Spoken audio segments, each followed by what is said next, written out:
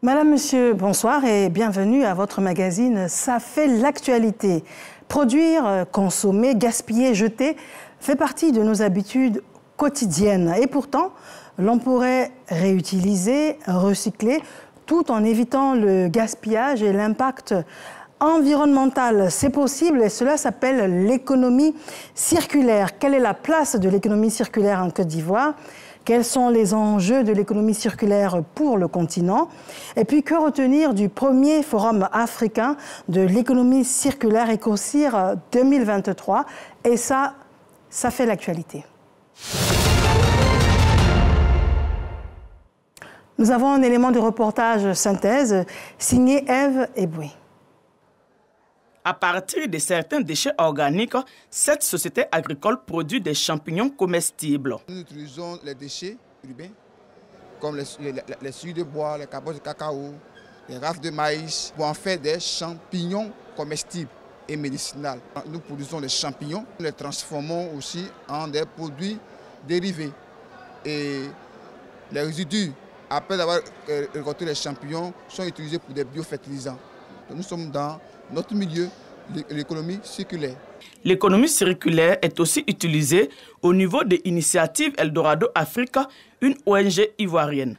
Elle a développé un projet intégré de production, de distribution et de commercialisation de poulets africains. Tout ce qui est déchets, qui est produit sur la ferme, est utilisé au fait comme compost. Sur le site, au fait, on a des champs de maïs et des petits maraîchers qu'on fait pour nourrir au fait, les personnes sur site. Mais l'exploitation de maïs aussi, on utilise le compostage pour là-bas, pour enrichir, pour que la production soit énorme. La production est faite de manière vraiment bio. Vous voyez un peu la couleur de nos œufs que je peux montrer ici. C'est vraiment blanc. Pour dire que les poulets qui sont croisés là-bas, les reproducteurs sont de souches pures. Les reproducteurs, en fait, sont dans un milieu assez bien. Soucieuse de la préservation de l'environnement, cette autre société traite les déchets industriels avec des incinérateurs à la pointe de la technologie. Nous avons 2 incinérateurs de dernière génération. C'est-à-dire que, indépendamment de la chambre de combustion qui fonctionne à une température comprise entre 850 degrés Celsius et 1000 degrés Celsius pour détruire les déchets, il y a une deuxième chambre qui existe qui permet de neutraliser à haute température les fumeux et les gaz. Mais pour les incinérateurs de dernière génération, en plus de ces 2 chambres, il y a un système de filtration de gaz. Cela permet en fait de neutraliser les traces de gaz qui pourraient s'échapper dans la cheminée. Ces structures sont présentes au premier salon africain de l'économie circulaire EcoCir. L'économie circulaire consiste à produire des biens et services de manière durable en limitant la consommation, le gaspillage des ressources et la production des déchets. Colloques, panels, masterclass, foires à projets et expositions ont meublé cette rencontre. Au terme de la tenue de ces assises, plusieurs recommandations ont été faites à l'endroit des collectivités territoriales et des scientifiques dans le but de vulgariser et de promouvoir les thématiques liées à l'économie circulaire. Le forum EcoCir s'est déroulé à Abidjan du 10 au 21 octobre 2023 et avait pour thème l'économie circulaire pour un développement durable des territoires en Afrique. De retour en studio, nous parlons donc de ce premier forum africain de l'économie circulaire EcoCir 2023. Et pour en discuter, nous recevons nos différents invités. Monsieur Kopieux Gouganou, vous êtes directeur général de l'économie circulaire d'Abidjan. Bonsoir à vous. Bonsoir. Merci d'être là. C'est à vous qu'on doit les remerciements. Merci bien. Professeur Yao Benjamin, professeur, bonsoir. Bonsoir, madame. Vous êtes directeur du Centre Excellence Valopro. Exact. Merci également à vous d'être là. Et le professeur Patrick Drogui, bonsoir à vous. Vous êtes spécialiste en traitement des eaux usées et gestion des biosolides. Exact. Messieurs, merci en tout cas d'être là. Nous parlons d'économie circulaire de ce premier forum africain sur l'économie circulaire. Alors, première des choses, ce serait de savoir exactement ce que vous faites dans cette grande industrie de l'économie circulaire. En tant que directeur général de l'économie circulaire d'Abidjan, quelles sont vos attributions? Merci. Je dois d'abord féliciter monsieur le ministre-gouverneur, ancien ministre-gouverneur devenu Premier ministre depuis la préparation de l'événement. C'est lui qui a été à la base de la création de l'Institut d'économie circulaire d'Abidjan. Et au moment où nous préparions le premier forum, il a eu cette nomination. Et je voudrais profiter de votre micro pour le féliciter encore une fois pour cette reconnaissance par le chef de l'État. L'économie circulaire, comme il a été dit plusieurs fois, c'est un ensemble de concepts qui permettent de réduire tout ce qui est gaspillage des ressources, voir aussi comment mieux consommer les biens produits par les industriels qu'on met à notre disposition, et voir aussi la fin de vie de ces différents produits. Donc, faire en sorte que tout ce qu'on rejette devienne une matière première pour le développement. Voilà, de façon plus simple, comment on peut définir l'économie circulaire. D'accord. Et vous, qu'est-ce que vous faites exactement? Vous servez de catalyseur? Notre mission, justement, c'est de promouvoir ce concept en Côte d'Ivoire. Promouvoir, cela suppose que nous puissions mener toutes les activités humaines, mener aussi bien au niveau des industries, au niveau des collectivités, au niveau même des ménages, au niveau de l'enseignement, mener toutes ces personnes-là à intégrer ces différents concepts dans le quotidien. Et c'est récent comme l'économie circulaire a commencé il y a peut-être une dizaine d'années, mais en Côte d'Ivoire, nous avons peut-être 3 ou 4 ans maximum qu'on est en train de parler de l'économie circulaire. Il y a 4 ans, on n'en parlait pas du tout. D'accord. Professeur Yao Benjamin, alors dites-nous, en tant que directeur du Centre Excellence en Valopro, qu'est-ce que c'est que le Centre Excellence Valopro? Alors, le Centre d'Excellence, c'est une création de la Banque mondiale. Ce centre fait partie de ce que nous appelons un projet de la Banque mondiale. Et nous avons en Afrique environ 80 centres d'excellence. En Côte d'Ivoire, nous en avons 4. Et ces centres d'excellence sont thématiques. C'est-à-dire que il ne peut pas avoir 2 centres identiques dans un même territoire. De sorte que la mobilité des étudiants reste possible et est favorisée à partir du moment où il n'y a pas une multiplicité de centres identiques. Ainsi, quand il s'agit de la valorisation des déchets, tous les jeunes Africains qui s'intéressent à cette thématique vont venir en Côte d'Ivoire et particulièrement à l'Institut national polytechnique Félix Houphouët-Boigny. Parce que c'est là que se trouve le centre d'excellence pour la valorisation des déchets. C'est un centre qui a reçu donc un financement de l'Agence française de développement grâce à un mécanisme financier où la Banque mondiale l'AFD met à la disposition de l'État de Côte d'Ivoire ce fonds qui est un prêt. Et l'État de Côte d'Ivoire met donc ce fonds à la disposition des centres pour développer leurs activités. D'accord. Voilà. Très bien. Alors, on réalise vraiment que ça fait partie des priorités du gouvernement parce qu'avec autant de structures pour encadrer cela, on le réalise parfaitement. Le professeur Patrick Droguier est avec nous.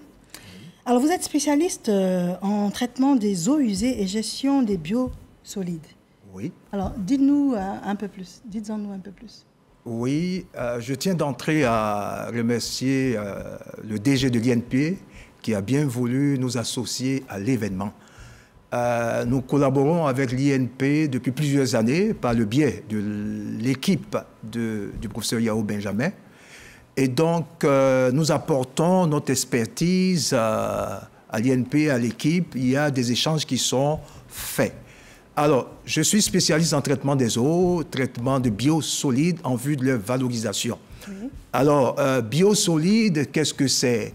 Biosolides, en fait, ce sont des résidus issus d'une digestion aérobie ou anaérobie d'eau usée. Les bactéries, en consommant la matière organique, produisent ce qu'on appelle le biosolide, le solide. Donc, c'est un résidu qui est issu de l'activité bactérienne. C'est pour cela qu'on appelle biosolide, que l'on peut valoriser. Alors, en termes beaucoup plus accessibles au grand public, comment pouvez-vous nous dire simplement ce que c'est? OK. Alors, lorsque vous avez des eaux usées, vous avez des microbes qui sont à l'intérieur. Et ces microbes-là consomment la matière organique, consomment la nourriture pour se développer. Et en se développant, elles consomment cette nourriture et produisent un solide. qu'on appelle biosolides parce que c'est issu de l'activité microbienne. D'accord. Voilà qui est parfait pour l'entendement de tout un chacun. Alors, vous avez vu cet élément du reportage signé Ève Boué. Est-ce que, selon vous, cela résume à peu près certaines articulations de ce premier forum africain? Je vous donne la parole. Merci. Oui, évidemment. Ce sont des éléments qui sont sortis de ce premier forum africain. Je voudrais, sur ce plateau-là aussi, féliciter, remercier aussi l'INPHB qui a bien voulu s'associer à l'Institut d'économie circulaire d'Abidjan, qui a eu cette initiative d'organiser ce forum et qui a fait appel à l'Institut pour qu'à deux, on se mette ensemble. Et aussi d'autres structures qu'on a pu solliciter pour qu'on puisse déjà appliquer dans l'organisation de ce forum un des concepts de l'économie circulaire qui voudrait qu'on mutualise tous les efforts pour l'atteinte d'un objectif précis. Voilà. Alors, professeur Yao, d'entrée de jeu, on a vraiment le sentiment qu'en Afrique, on est habitué au recyclage. Par principe, on est habitué, on donne aux petits frères et sœurs, on ne jette pas, on essaie de les transformer. Alors, dites-nous, si on se trompe, c'est une fausse analyse? Non, vous avez tout à fait raison. L'économie circulaire fait partie de nos racines. Vous le dites si bien. En Afrique, on ne va pas jeter un habit. On ne va pas jeter un livre. L'habit va passer donc entre les mains de plusieurs personnes jusqu'à ce que cela finisse en disparaissant tout seul.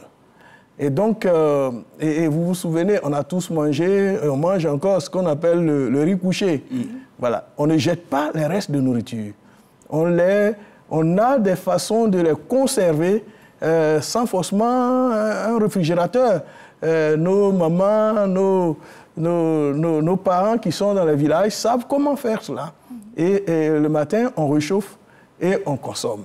Donc, on est là dans une démarche d'économie circulaire. Parce que ce qui peut constituer comme n'ayant pas de la valeur est restauré. On restaure sa valeur. Parce qu'on peut encore à nouveau consommer cela. Et c'est vraiment, je pense que vous avez tout à fait raison. Il s'agit simplement pour nous de restaurer toutes ces pratiques ancestrales que nous avons dans notre culture. Et cela devrait pouvoir se faire. Et nous en parlons maintenant et il nous faut réfléchir. Nous, en tant qu'enseignants-chercheurs, avec des sociologues, voir comment on peut restaurer donc tout cet héritage ancestral que nous avons en Afrique. Très bien. Alors, professeur Patrick Drogui, alors vous l'avez compris. Vous avez eu le nez creux et vous en avez fait aujourd'hui une activité principale, le recyclage des eaux usées. Alors, c'est bien ce qu'on a cru comprendre. Oui, tout à fait. Vous savez, lorsqu'on traite les eaux usées, tout à l'heure, je parlais de biosolides, ça c'est la partie solide, il y a aussi la partie liquide. Alors, ces deux fractions, ces deux parties contiennent des éléments nutritifs, contiennent ce qu'on appelle une ressource. Parce qu'aujourd'hui, on parle de la récupération de la ressource. Parce que la ressource, c'est aussi l'eau. Et c'est aussi des nutriments qui sont à l'intérieur de l'eau, tels que l'azote, le phosphore. Alors, lorsqu'on traite les eaux usées, il est possible de pouvoir récupérer ces nutriments en vue de leur réutilisation. C'est-à-dire, on va réutiliser les nutriments comme fertilisants et l'eau peut être réutilisée en agriculture ou comme irrigation. Donc, cela a une valeur. Et donc, aujourd'hui, il s'agit d'apporter des éléments d'information pour que la population sache que, à travers les eaux usées, il y a de la valeur, il faut aller les récupérer. Et je suis aussi directeur d'un centre au Canada, le Centre d'innovation de technologies avancées et de décontamination des effluents liquides, Citadel. Citadel, dont je suis le directeur de ce centre. Et l'une des missions de Citadel, c'est de traiter les eaux usées en vue de leur réutilisation et surtout dans des conditions extrêmes. c'est-à-dire en milieu rural, en milieu urbain, périurbain. Et dans Citadel, on a plusieurs partenaires. On a des partenaires socio-économiques, des partenaires universitaires qui nous permettent donc de pouvoir donc travailler en synergie. D'accord, très bien. Alors, monsieur le directeur général de l'économie circulaire d'Abidjan, on a bien compris l'importance d'en avoir conscience, mais quel est l'état des lieux? Est-ce que l'Ivoirien l'a compris et dans quelle proportion? Oui, mais comme disait tout à l'heure mon professeur, en fait, c'est une activité qui est très ancienne en Afrique. On a des pratiques d'utilisation de ces concepts d'économie circulaire. Il a donné un exemple tout à l'heure sur les habits. On peut donner autant d'exemples aussi sur tout ce qui nous entoure. Il est en train de parler des eaux usées.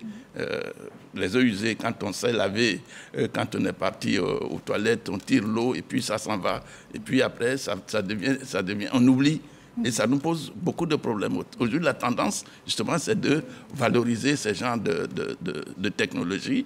Et c'est en cela que les universitaires, les chercheurs se sont mis à travailler sur ces différents concepts, ce qui a prévalu que nous nous approchons de l'université, l'Institut technique Félix Houphouët-Boigny de Yamoussoukro, et nous-mêmes, plus les universités d'Abidjan et de Côte d'Ivoire, pour développer ces différents concepts, pour démontrer déjà aux gens, à la population, tous les résultats de recherche qu'ils ont dans les tiroirs qu'on doit sortir pour en faire des activités fortes au niveau de la population, parce que toutes ces activités entraînent la création d'emplois. D'accord. Je voulais des exemples concrets, parce qu'on a parlé des habitudes ancestrales, les habits, réchauffer la nourriture, c'est vrai. Mais est-ce que l'Ivoirien aujourd'hui a compris que l'on peut différencier les déchets domestiques, par exemple, pour faciliter la récupération?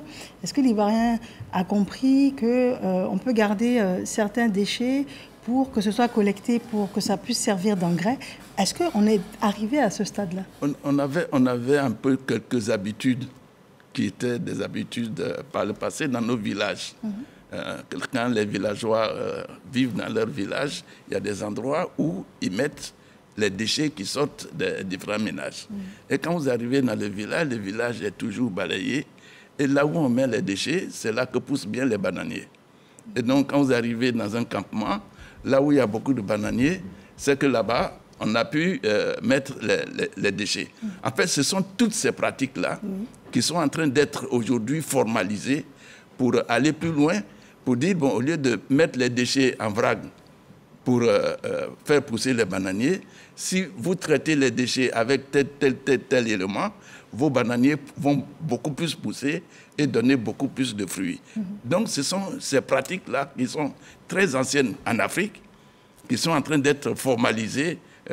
Et malheureusement, au lieu de partir maintenant de l'Afrique pour aller vers l'Europe, c'est de l'Europe qu'ils sont en train de formaliser pour nous dire, ah, voilà les différents concepts qui vous permettraient de mieux vivre au niveau de vos villes, au niveau de vos villages, et ainsi de suite. D'accord. Alors, la Côte d'Ivoire est dans ce sursaut, cette volonté de vulgariser et puis d'intégrer dans le quotidien de l'Ivoirien la culture de l'économie circulaire. Mais dites-moi, messieurs, d'un point de vue panafricain, est-ce que la politique ressemble à celle que la Côte d'Ivoire essaie d'appliquer?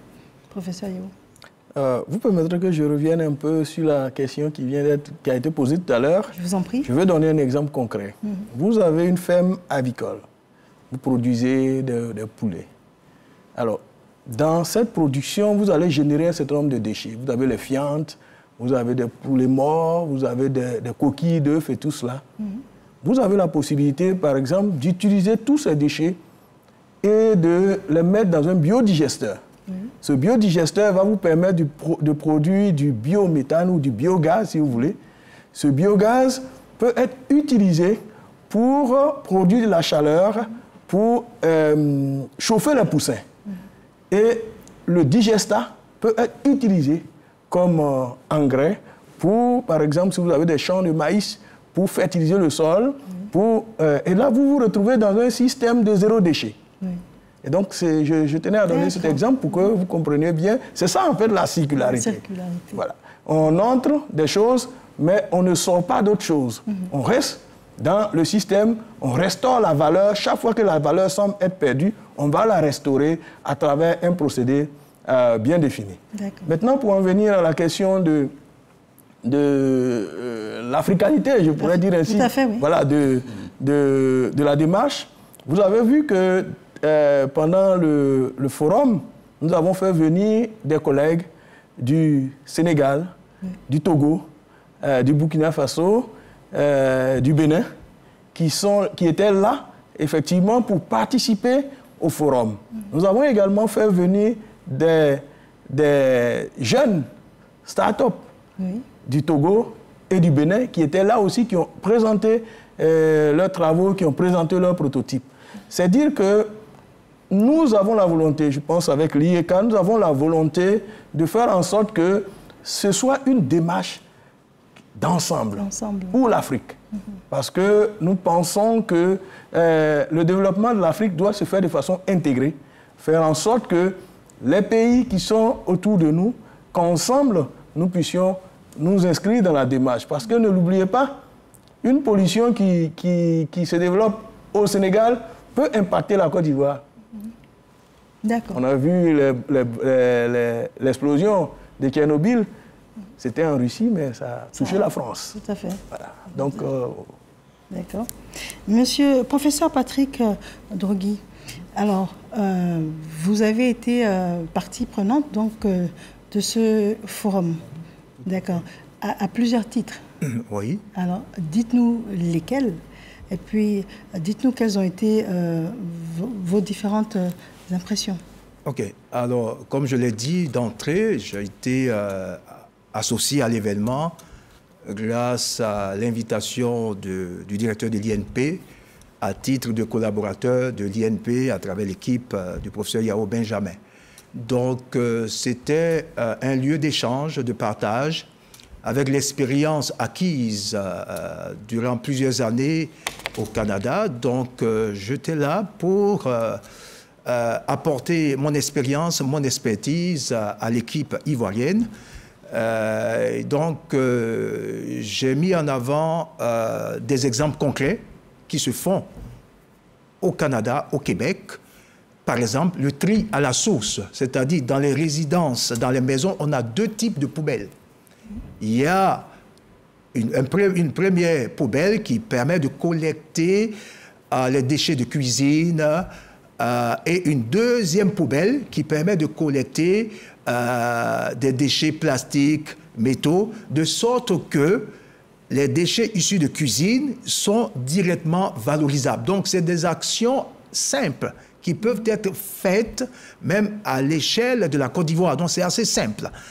Et ce que j'ai retenu également, j'ai été impressionné par la participation de plusieurs acteurs socio-économiques, par les municipalités, les autorités politiques qui étaient là. Parce qu'il faut savoir qu'aujourd'hui, quand on fait de la recherche et développement, on ne la fait plus de façon cloisonnée. Il faut briser ces cloisons de sorte à associer tous les acteurs de manière à ce que nous développons dans les laboratoires soit accessible non seulement aux partenaires industriels et que cela soit appuyé par les autorités municipales et politiques également. Donc, c'est important de le dire. Et c'est pour cela que nous, à travers notre centre, on développe une plateforme de convergence et de savoir entre les disciplines, c'est-à-dire génie, sciences sociales et santé, de sorte que tous les partenaires soient associés. Parce que je vous donne un exemple. Vous développez une technologie de décontamination pour le milieu rural, pour décontaminer les eaux. Mais il peut y avoir des problèmes de communication, il peut y avoir des problèmes socio-économiques, il peut y avoir des problèmes d'acceptabilité de cette technologie que vous développez pour le milieu rural. Donc, il faut associer tous les partenaires, les collaborateurs. Et j'ai vraiment apprécié le forum à ce titre-là, où on avait tout le monde autour de la table pour discuter de la circularité des déchets. D'accord. Alors, professeur Yao, tout à l'heure, vous nous parliez de start-up qui ont été invitées. Qu'est-ce qu'elles ont de particulier? Alors, ce sont pour la plupart des jeunes, des femmes et des jeunes qui ont des idées de création d'entreprises et qui proposent des solutions qui ont une dimension circulaire. Et vous avez le reportage que vous avez présenté tout à l'heure montre par exemple des jeunes qui utilisent les coques vides de cacao, n'est-ce pas, pour produire du compost. Ça, on en a vu effectivement sur la place du forum. On a d'autres qui développent des solutions innovantes. On a vu par exemple quelqu'un qui développe une poubelle. Ce sont des jeunes que nous avons incubés dans notre centre d'incubateur à l'INPHB, des écoliers, des élèves du lycée moderne de Cocody qui sont venus à l'INPHD pendant une semaine. Nous les avons reçus, nous leur avons appris comment ils doivent faire parce qu'ils avaient une idée de poubelle intelligente. Et d'ailleurs, je suis très heureux de le dire parce que finalement, ils ont remporté un prix puisqu'on a dû organiser une sorte de un concours voilà, au niveau des innovations. Et ces jeunes ont remporté quelque chose. Vous voyez, une poubelle intelligente qui s'ouvre quand vous l'approchez. D'accord. Voilà, et qui, dans le développement futur, qui pourra vous dire merci, au revoir, etc. Mais c'est parfait. Donc, parce que ça incite justement... Voilà, tout à fait. Ça crée un autre visage de la poubelle. Parce qu'en général, on n'aime pas beaucoup la poubelle. Voilà. Et mais là, avec ce concept qu'ils sont en train de développer, nous pensons qu'il y a une autre vision de la poubelle qui va se présenter à nous. Et donc ça, ce sont des éléments. Donc ces jeunes, voilà ce qu'ils font. Et ils font de très belles choses, de très belles choses. Nous en avons dans notre système à l'INPHB, mais nous en avons aussi en Côte d'Ivoire. Ils sont venus un peu de partout, hein, de toutes les villes de la Côte d'Ivoire. Nous les avons sélectionnés par appel à candidature en regardant leurs prototypes et la pertinence de leurs projets. Et nous les avons sélectionnés pour qu'ils viennent présenter leur travail. D'accord. Monsieur le directeur général de l'économie circulaire d'Abidjan, il y a des pays européens qui ont été donc associés à l'événement. Je pense notamment à l'Allemagne, au Canada également. Oui, en fait, le professeur Drugui vient du Canada. Il y a des professeurs qui viennent aussi de Hong Kong, des professeurs qui viennent aussi de l'Afrique. Et comme il a dit tout à l'heure, avec les start-up, avec toutes les initiatives, j'allais dire des initiatives circulaires de leur localité, l'idée, c'était de venir faire un brassage des différentes compétences, des différentes idées pour en sortir la quinquessence pour un développement concerté avec tous les acteurs. C'est le lieu de remercier, de féliciter l'ensemble des ministres-gouverneurs de Côte d'Ivoire. Autant qu'ils sont au nombre de 14, ils ont été là tout le temps. Chacun a présidé un panel et ils se sont sentis vraiment concernés par le sujet. Ils sont venus, d'autres de façon modeste pour dire « je viens apprendre ». Et donc là, ils ont appris, ils ont eu beaucoup de connaissances. C'est aussi le lieu de féliciter aussi certains maires qui ont pris leur temps pour venir ou qui ont délégué des personnes qui sont restées là de façon permanente pour s'approprier un peu ce que c'est que le concept de l'économie circulaire. Le parler comme ça, c'est pas facile de comprendre, mais quand on a visité les stands, on comprend mieux et on s'approprie mieux les différentes actions qui ne sont pas des actions imaginées, qui sont des activités réelles. Des activités réelles, quand le professeur parle de la valorisation des eaux usées, mais la valorisation des eaux usées va plus loin. Il y a certains pays en Afrique où l'eau usée qui sort de votre douche, de votre WC, sont valorisées pour la consommation. Ça existe. Ça existe, oui. Oui. On en a parlé déjà sur ce plateau-là. Voilà, c'est ça. On a vu que c'était de l'eau tout à fait... de l'eau potable. Qui devienne de l'eau potable. Tout à fait. Et donc, c'est le regard, le nouveau regard qu'il faut avoir désormais de tout ce qu'on rejette, qui est en fait la quinquessence de l'économie circulaire. Tout à l'heure, vous parlez des ministres-gouverneurs, des différents acteurs des collectivités territoriales. Ça tombe bien, nous avons un élément de reportage signé Eve Boué à leur sujet, justement. Merci. Les perspectives sont énormes pour notre district. Bon, des balles de riz que nous jetons, si on arrive à... Et de même que les coques de noix de cajou et bien d'autres produits que nous devons jeter, si on arrive à avoir des revenus, ça ne peut que satisfaire nos populations. C'est la même chose, même la paille de riz. Aujourd'hui, quand on finit la récolte du riz, bon, les pailles de riz qui sont là, la moissonneuse batteuse les rassemble pour que ça puisse servir de foin au niveau des cochons et tout ça. Donc il y a les éleveurs qui vont venir acheter.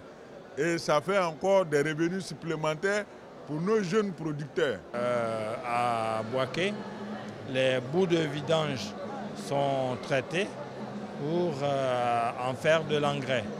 Donc à ce niveau également, nous suivons avec beaucoup d'intérêt cette expérience. C'est dire que tout ce qui est économie circulaire nous intéresse. Et puis bien sûr, nous allons nous efforcer à travers la communication, la formation, de donner un comportement éco-citoyen à nos populations. À l'occasion du premier conseil de district l'année passée, nous avons ouvert une antenne du projet Initiative Ville Verte. Et donc cette antenne marche bien.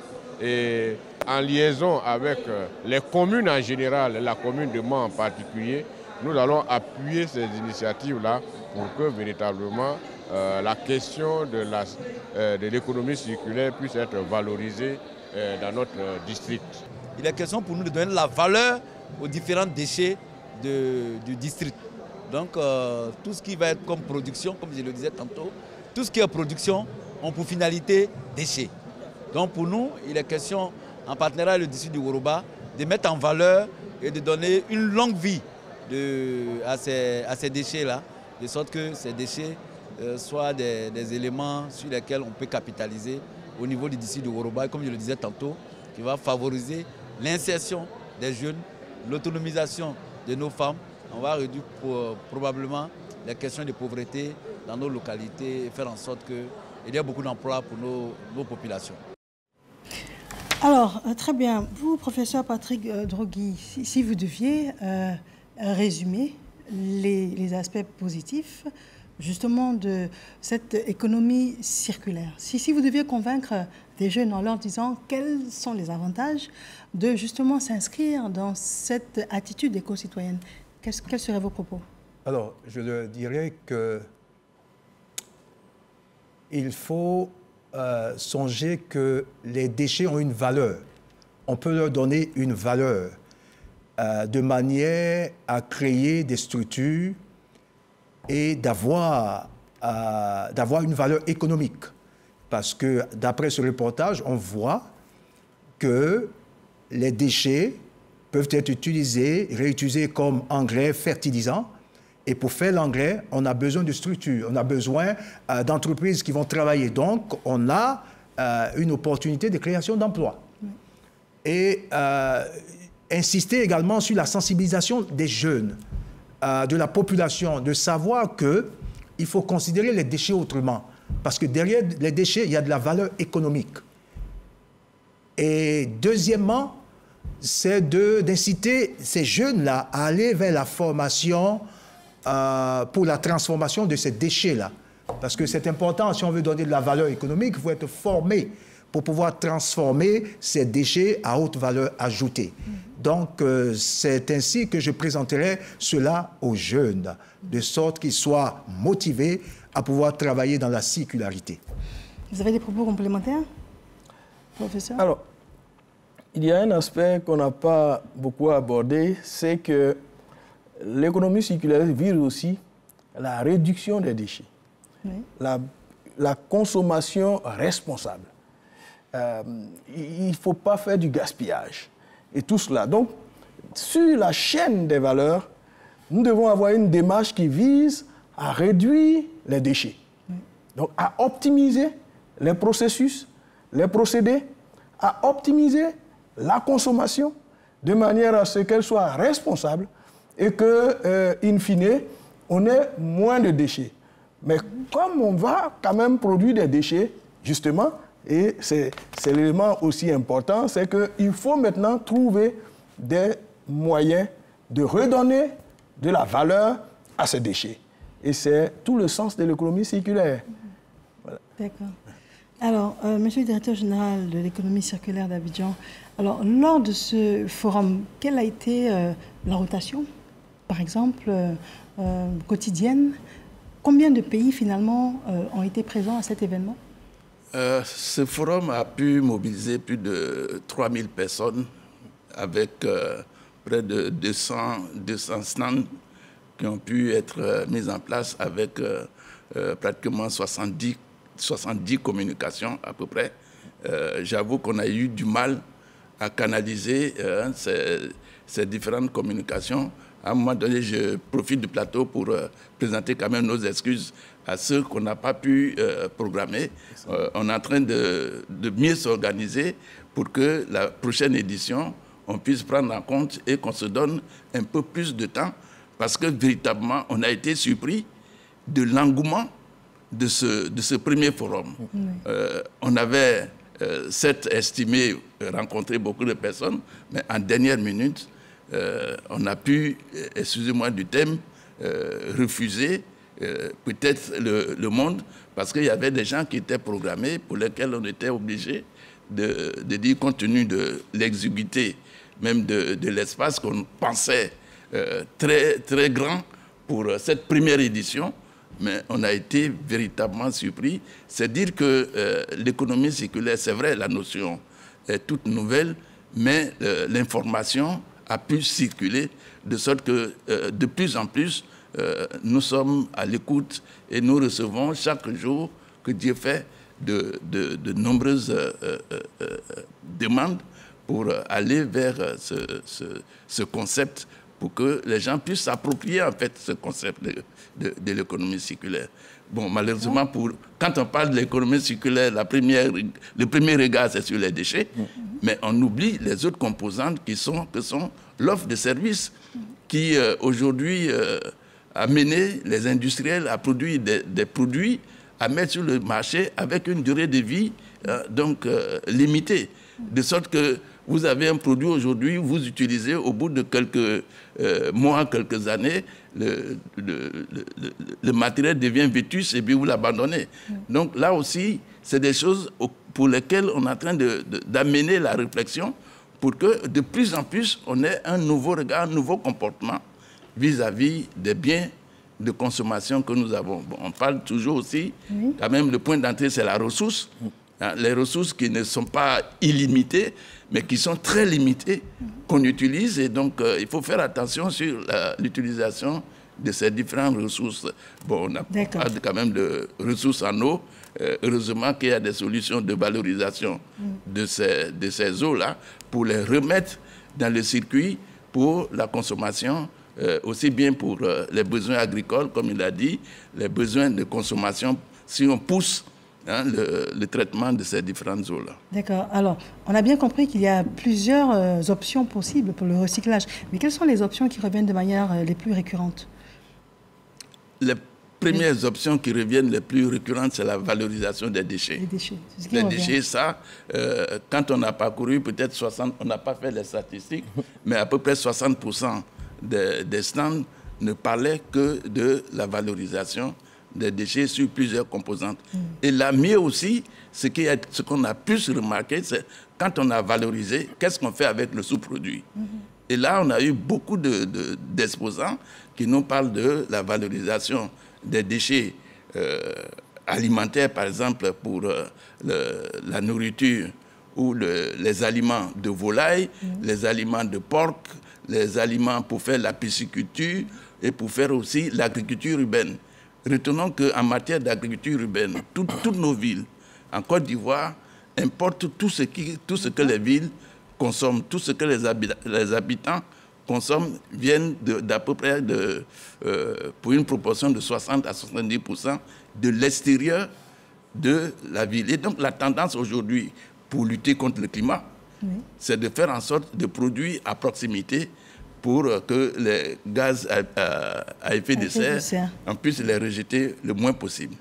D'accord. Alors, professeur Yeo, quelles sont les grandes recommandations qui se sont donc dégagées de ce premier forum africain de l'économie circulaire?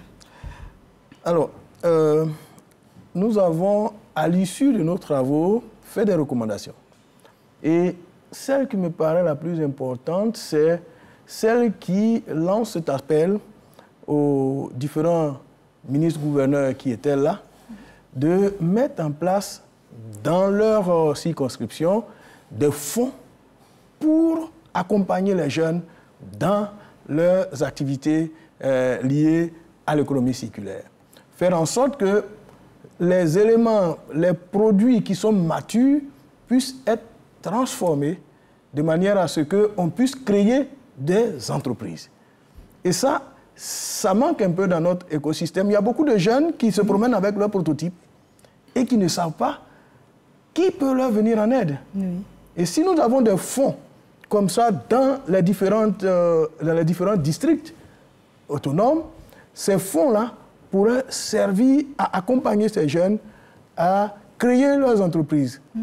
Ce faisant, ils créent aussi de l'emploi. Tout à fait. On sait que le problème de l'emploi des jeunes est un problème aujourd'hui crucial. Bien sûr. Et ces solutions, parfois à petite échelle, peuvent créer de l'emploi. Et donc, nous avons recommandé la mise en place de ce fonds. Nous avons recommandé aussi que les chercheurs puissent être plus attentifs aux besoins exprimés par les politiques, par les acteurs économiques, de manière à ce qu'ils puissent être plus audibles. Parce qu'on a un langage scientifique qui n'est pas souvent audible. Il faut que nous cherchions à communiquer les résultats de nos travaux. Et donc ça, ces deux recommandations me paraissent vraiment très pertinentes. D'accord. Et vous avez sûrement recommandé beaucoup de formations également? Oui, justement. Et c'est en cela que les chercheurs peuvent apporter quelque chose parce que ils ont de la connaissance, ils ont du savoir-faire et c'est à eux de transmettre, n'est-ce pas, ce savoir-faire, de transmettre cette connaissance à travers des formations de courte durée, mais qui sont très pratiques et très efficaces, justement pour renforcer les capacités des jeunes qui sont sans emploi. D'accord, nous amorçons déjà la fin de notre entretien sur l'économie circulaire, le premier forum africain de l'économie circulaire EcoCir 2023. Alors je vais vous demander, quels sont vos propos de fin, votre adresse finale? Oui, il y a un élément qu'on a peut-être occulté qui est très important, c'est le premier forum africain avec un leadership de la Côte d'Ivoire en associant les autres pays de la sous-région. Moi, je pense que c'est quelque chose à saluer et à encourager parce que l'économie circulaire fait partie des domaines d'actualité. Oui. Et donc, c'est bien que la Côte d'Ivoire assure le leadership dans ce domaine et a continué à motiver les partenaires socio-économiques, le politique dans ce sens-là. Alors, il y a deux choses que je retiens à souligner, qui reviennent souvent, qu'on a répété souvent, sensibiliser la population, parce qu'il faut amener la population à voir l'importance de la circularité, l'importance de pouvoir valoriser les déchets. Et deuxièmement, il faut former, il faut accompagner. Voilà ces deux choses qui ont retenu mon attention et j'espère que tous les acteurs vont travailler dans ce sens pour que la Côte d'Ivoire soit un modèle dans l'économie circulaire. Merci. Alors, il y a une question que j'aimerais vous poser. C'est quelle a été votre motivation de base pour vous investir dans le recyclage des eaux usées? Au Canada? Oui. La motivation de base, c'est que, vous savez, on a de la ressource, mais il faut la protéger. Quand on veut la protéger, c'est aussi s'assurer que ce qu'on a antérieurement, il faut pouvoir trouver les moyens de réutiliser cette eau-là. Parce que dans cette eau, il y a de la valeur nutritive qu'on peut récupérer pour en faire de la valeur économique. J'ai parlé tout à l'heure des nutriments, j'ai parlé tout à l'heure de l'azote, du phosphore qui se trouve dans ces eaux que l'on peut récupérer. Donc cela fait l'objet de nos recherches dans ce domaine en développant des technologies pour récupérer et valoriser. Je parlais de l'eau, mais il y a aussi des solides qui sont aussi traités en vue de leur valorisation. D'accord. Je vous remercie infiniment. Alors, professeur Yeo, quels sont vos derniers propos, votre dernière adresse, source de motivation? Alors, déjà, je pense que ce premier forum ne doit pas être le dernier. Ça, c'est vraiment le vœu que je formule. Et il faut que le prochain forum puisse mettre l'accent sur la participation des bailleurs de fonds.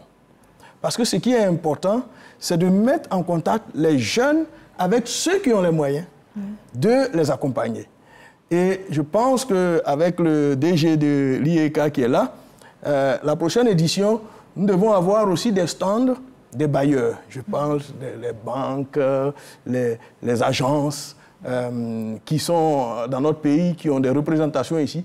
Il va falloir les inviter de manière à ce qu'on puisse avoir des masterclass et qui vont mettre en face les jeunes et ces bailleurs qui vont leur expliquer la façon de pouvoir faire pour avoir accès à des financements. Parce que sans financement, je peux vous le dire, on peut avoir de la bonne volonté, mais sans financement, on ne peut pas aller bien loin. D'accord. Voilà. Mais c'est déjà, on le sent bien que c'est une volonté politique, cette économie circulaire. Bien sûr. Alors, est-ce à dire que les jeunes qui nous écoutent aujourd'hui, qui s'intéressent, qui souhaitent s'intéresser à ce domaine d'activité, est-ce à dire que c'est possible d'avoir des prises en charge pour la formation, c'est possible de les accompagner jusqu'à les mettre en contact avec des structures de financement et de les encadrer surtout? Oui, à l'INP, nous avons un incubateur. Il y a 2 incubateurs sur la place. Et le rôle de ces incubateurs, justement, c'est d'accompagner ces jeunes, de leur apprendre les éléments de base pour faire un business plan, pour déclarer une entreprise, les éléments de base pour faire du marketing, pour faire une étude de marché. Et ça, nous savons le faire. Et nous avons des jeunes dans notre système que nous accompagnons déjà. Et je pense que cette façon de faire doit être multipliée de manière à ce que les jeunes soient déjà prêts, qu'ils aient des projets bancables, in fine. Et je pense que c'est cela qui va faire que les bailleurs de fonds vont pouvoir leur mettre de l'argent à disposition. Il ne faut pas, à mon avis, compter que sur l'État. L'État fait déjà beaucoup et je pense qu'il faut que d'autres solutions puissent être trouvées. Les collectivités sont là, les industriels qui sont aussi intéressés par cette technologie sont aussi là. Et je pense qu'il faut prospecter dans tous les sens, de manière à ce qu'on ait ce pool de bailleurs de fonds qui pourrait faire avancer l'économie circulaire en Côte d'Ivoire. Très bien. Monsieur le directeur général de l'économie circulaire d'Abidjan, dites-nous quels sont vos derniers propos et votre adresse. Mes derniers propos sont les remerciements toujours. Je ne vais pas aller plus loin et emboîter le pas sur ce que les professeurs viennent de dire. Quand on parcourt la Côte d'Ivoire, on a un potentiel énorme. Allez-y. On a un potentiel énorme, très énorme, de ce qu'on appelle la bioéconomie. Si on a pris prendre le thème bioéconomie, c'est dire qu'à partir des déchets, on peut créer des économies énormes. Et ces économies-là sont profitables à la population, aux jeunes et aux femmes. Et donc, ces différentes rencontres que nous sommes en train d'organiser, c'est à leur intention pour que ces personnes-là viennent voir ce qui est fait, ce qui est réel, pour que chacun puisse prendre pour lui ce qui est mieux pour son développement. Et c'est dans cet esprit qu'on a organisé cette première édition de ce forum qu'on a voulu véritablement africain.